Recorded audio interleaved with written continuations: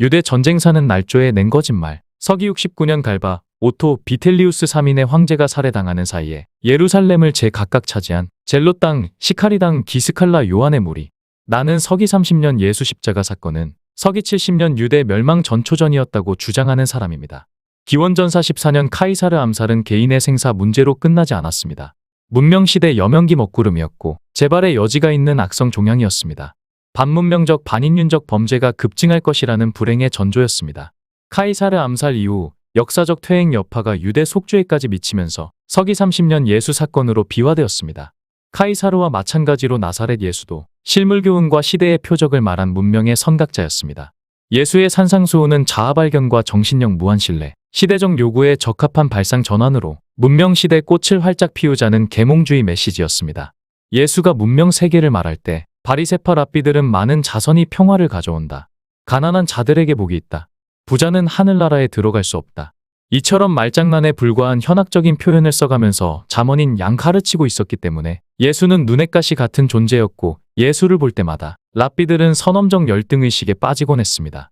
그러기 때문에 기원전사 14년 카이사르 암살과 서기 30년 예수 십자가 사건 그리고 서기 70년 유대 멸망은 문명시대 여명기 먹구름이었다는 혼란스러운 시국 상황에서 논의되어야 합니다. 유대 멸망 전초전이었던 서기 30년 예수 십자가 사건 이후에도 종파분자들 폐악질은 계속 이어졌습니다. 전초전 제1화는 배단위 사람들 예수 죽이기, 2화는 니고데모와 요셉의 예수 시신 동굴무덤 방치, 3화는 사도행전의 오순절 사건, 4화는 예수와는 일면식도 없는 바울이 다락방에서 예수가 최후의 만찬을 주재했다는 거짓말, 5화는 출처불명 신원미상의 작가들이 쓴 10중8구 거짓말 복음서가 화마에 기름 끼얹는 형극이었습니다. 로마인들이 문명세계에 기여했는가? 인공지능 빙에게 물어본 적이 있었습니다. 대답은 반신반의 수준이었습니다. 로마인들은 문명세계에 많은 기여를 했습니다. 로마의 역사는 오늘날에도 영향력을 끼치고 있으며 특히 로마 가톨릭 교회의 역사에서 그러하며 로마법은 현대 법계에 영향력을 미치고 있습니다. 트라야누스 황제의 치세하에 로마 제국은 500만 제곱킬로미터의 영토를 거느렸으며 제국의 문명은 이후에 서구 문명에까지 깊숙한 영향을 미쳐 가히 서양의 토대를 놓았다고 할 정도로 정신적, 물질적 세계에 심대한 영향을 주었습니다. 이 글을 쓰고 있는 나는 로마 가톨릭 이전 역사에 대해서 알고 싶었는데 인공지능 빙은 반문명 세력이었던 가톨릭이 문명에 기여했다는 애매모호한 대답을 했습니다. 그러니까 인류 문명 발달 과정은 계절의 순환만큼이나 순조롭고 거침이 없었습니다. 복잡한 사회 구성과 활발한 의사소통이 가능해지면서 행정 인프라 및 노동 분배와 같은 특징을 두루 갖추게 되었고 농업과 무역의 발전으로 사람들은 식량과 경제적 안정을 얻게 되었습니다. 문명의 발전은 도시적인 요소와 고도의 기술, 작업의 분화, 사회의 계층 분화 등 여러 조건을 갖추어야 성장할 수 있고 안정적으로 유지될 수 있습니다. 로마는 그것을 두루 갖추고 있었습니다. 그와 같은 사실을 알고 있었던 역사가 리비우스는 자신의 저서 도시의 발달로부터 서문의 다음과 같이 서술했습니다. 로마가 세계를 지배하게 된 역사적 사실을 부각시키고 로마를 위대하게 이끌어온 사람들의 생활 방식과 내란을 초래하게 된 퇴폐적인 분위기를 알려 경각심을 높이는 데 있다. 그러나 시대적 흐름을 감지하지 못했던 한심한 아우구스투스 황제가 도시의 발달로부터 첫 장에 자신의 신격화를 위한 조잡한 건국 신화를 넣게 해서 리비우스는 더 이상 역사를 서술하지 않았습니다. 나는 예수 십자가 사건과 유대 멸망은 강대국 로마와 주종 관계에 있었기 때문에 로마에 혼란했던 정세와 밀접한 관련이 있다고 보는 입장이라서 빙에게 다시 물었습니다. 서기 30년 예수 사건과 서기 70년 유대 멸망은 관련이 있지요? 서기 70년 예루살렘 공방전은 제1차 유대 로마 전쟁의 중요 사건 중 하나로 로마군이 예루살렘을 점령하고 도시와 예루살렘의 신전을 파괴했습니다. 이는 서기 30년경 예수의 죽음과 직접적인 관련은 없습니다. 하지만 이 두 사건 모두 당시 로마 제국의 지배와 유대인들의 반란 사이의 긴장 관계의 일부였습니다.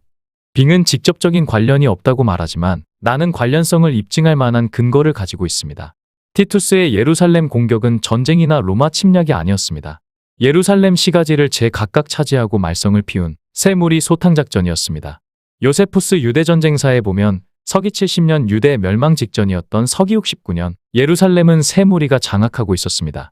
젤로 땅의 엘루아살은 사제의 뜰과 본당 건물을, 기스칼라 요한의 무리는 안토니오세와 성전산 그리고 오벨산 지역을, 시카리당 시몬은 시온산과 시가지를 차지했습니다.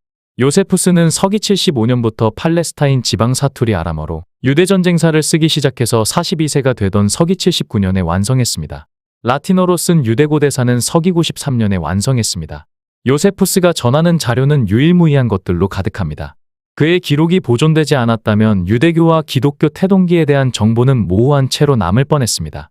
하나님 나라에 대한 사두개파, 바리새파, 에세네파, 젤로땅, 4대 종파의 관점도 요세푸스가 차별화했다고 합니다. 사두개파는 하나님 나라에 대한 무관심, 에세네파는 묵시적 도래, 바리새파는 율법 준수를 통한 촉진, 젤로땅은 항쟁과 쟁취였습니다. 요세푸스는 에세네파 관점을 가장 이상적인 것처럼 묘사하면서도 나사렛 예수를 어디에도 연관시키지 않았습니다. 어디에도 소속되지 않았다면 그것은 새로운 대안, 문명 세계였다고 봐야 합니다. 지금으로부터 2000여 년 전 사람들에게 있어서 문명과 미래는 정체를 알 수 없는 두려움, 종교적 불경 그 자체였습니다. 그러기 때문에 예수가 말한 시대의 표적은 역사적 현실에 대한 깊은 통찰력과 거시적인 안목이 있어야 감지할 수 있습니다. 서기 64년부터 네로 황제는 이스나마나 한 존재였습니다. 서기 64년 유대 총독 폴로루스가 부임했을 때 시카리당 위협으로 인두세 징수를 할 수 없으니까 총독이 사내들인 의원들에게 대납을 요구하고 성전 금고에서 17달란트를 가져갔습니다. 총독 요구를 거절할 수 없었던 의원들은 원성을 사지 않으려고 총독이 빼앗아갔다고 둘러대니까 총독 복장을 한 거지 광대가 시가지를 돌아다니면서 총독을 조롱했습니다. 화가 난 총독이 안토니오스의 병력을 가이사라로 철수시키고 시리아 총독에게 자진 귀국을 통보한 다음 로마로 가버렸습니다.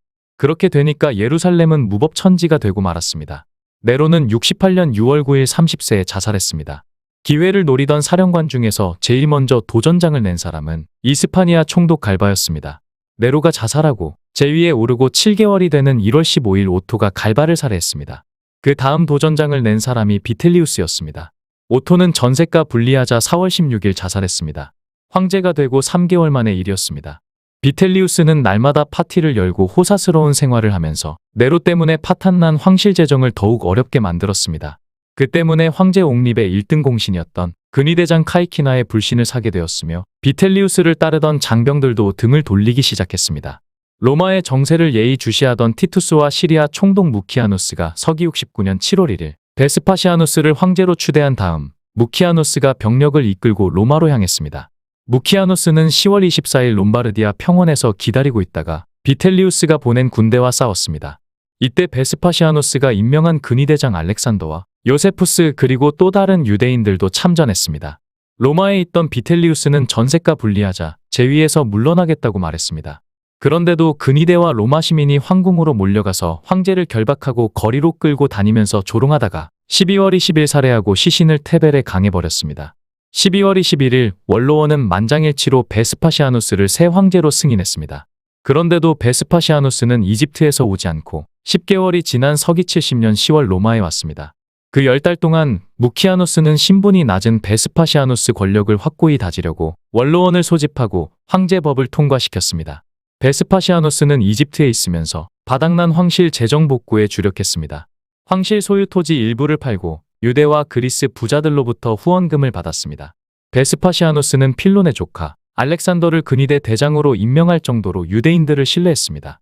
이처럼 베스파시아누스는 이집트에서, 무키아누스는 로마에서 정치적 기반을 다지고 있을 때 티투스는 시리아에서 파르티아 공격에 대비하고 있었습니다. 티투스는 유대인들을 핍박할 이유가 없었습니다. 그런데도 요세푸스는 유대전쟁사를 쓰면서 베스파시아누스가 유대인들을 학살한 것처럼 만들어 놓았습니다. 티투스가 로마로 가기 전 아그리빠 2세의 부탁으로 예루살렘을 포위했습니다. 로마군 공격이 시작되니까 지레 겁을 먹은 젤로 땅 엘루아살이 성소와 지성소 사이에 있는 거대한 휘장에 불을 지르고 지하 통로를 따라 예루살렘을 빠져나갔습니다. 본당과 부속 건물이 화염에 휩싸이면서 예루살렘 성전은 잿더미로 변했습니다. 기스칼라 요한의 무리와 시카리당 시몬 패거리는 변변한 무기도 없는 오합지졸이었습니다. 포로로 잡힌 시몬과 요한은 티투스가 로마로 데리고 가서 노예로 삼았습니다. 그 후에도 유대 종파분자들이 말썽을 피우니까 시리아 총독 하드리아누스가 서기 135년 예루살렘에 와서 종파분자들을 쫓아내고 예루살렘을 아엘리아 카피톨리나로 명칭을 바꾸기까지 했습니다. 그러니까 로마 황제의 유대 탄압은 애초부터 없었습니다. 유대 종파분자들이 로마 정세가 어수선할 때 불나방처럼 멸망을 자초했습니다. 그런데도 양심불량 지식인이었던 요세푸스는 서기 70년 이후 로마에 거주하면서 베스파시아누스 황제 가문에서 사용하는 플라비우스 명칭을 얻어 플라비우스 요세푸스로 개명도 했습니다. 황제 후견인의 영광도 누렸습니다. 로마 시민권과 연금 그리고 토지 등을 하사받고 노후를 편안하게 보냈습니다. 그런데도 유대 전쟁사는 눈살을 찌푸리게 만드는 각종 전투 용어와 과장된 표현 일색입니다. 베스파시아누스는 가다라에 입성하자마자 모든 젊은이들을 하나도 남겨놓지 않고 모조리 학살하였다. 로마인들은 유대국의 원한을 품고 있었고 특히 칼루스의 참패로 인한 적개심이 불타오르고 있었기 때문에 연령에 관계없이 닥치는 대로 학살했다. 이 정도면 웃어 넘길 수 있습니다. 그러나 요세푸스의 기록에만 의지해서 수를 세면 100만 이상의 유대인들이 서기 70년 유대 전쟁에서 희생되었다는 계산이 나옵니다. 따라서 요세푸스의 유대 전쟁사는 날조에 낸 거짓말이고 유대 멸망 전초전 잡다한 이야기에 해당되는 사복음서와 사도행전은 문명의 선각자 나사렛 예수와 아무런 관련이 없는 딴 세상 이야기입니다.